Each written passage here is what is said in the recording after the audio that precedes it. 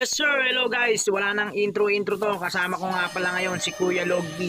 And then siyempre pupuntahan namin yung isa naming tropa. Let's go! And then siyempre nagpakarga muna kami para mamaya dire-diretso na yung pagbiyahe namin. And then tara na agad.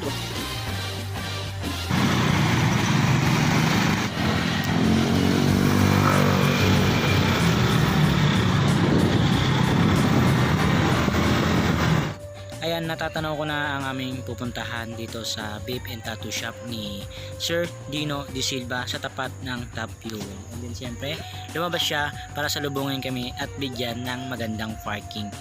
And then siyempre, habang ayan guys, nandito na tayo sa ating pupuntahan. And then siyempre, ito ang ating vape shop. And then siyempre, pinapakilala ko nga pala sa inyo ang aking solid na tropa na si Boss B. And then siyempre si Boss Dino. Ito nga pala ang kanyang shop dito sa Batya, Bulacan. And then makikita nyo sobrang linis, comfortable at di aircon ang kanyang pwesto. Kaya punta na kayo dito sa kanyang pwesto. And then siyempre ito yung mga napanalunan niyang certificate and trophy na napanalunan niya sa mga nasalihan niyang competition. And then siyempre papakita ko sa inyo, ayan yung kanyang mga trophy at siyempre meron ding TV para hindi kayo mainip. Ayan, habang nagpe-prepare kami ng aming itatato.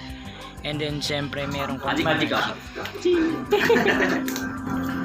Sir Dino, nag-magic pa ng konti. Siyempre kasama rin namin si Kuya Joseph, ang aming tropa.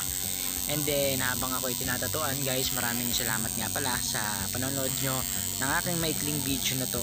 And then siyempre pagka gusto nyo magpatato, puntahan nyo lang po si Sir Dino De Silva.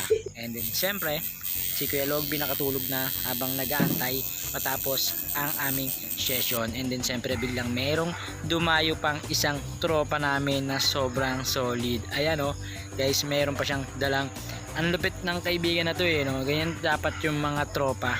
Yung mga tropa pag dumayo may daladalang pizza. Solid na tropa. Ayan guys, and then siyempre nabitin pa kami kaya magbubukas pa ulit kami ng panibagong pizza. Maraming salamat po sa inyong panonood.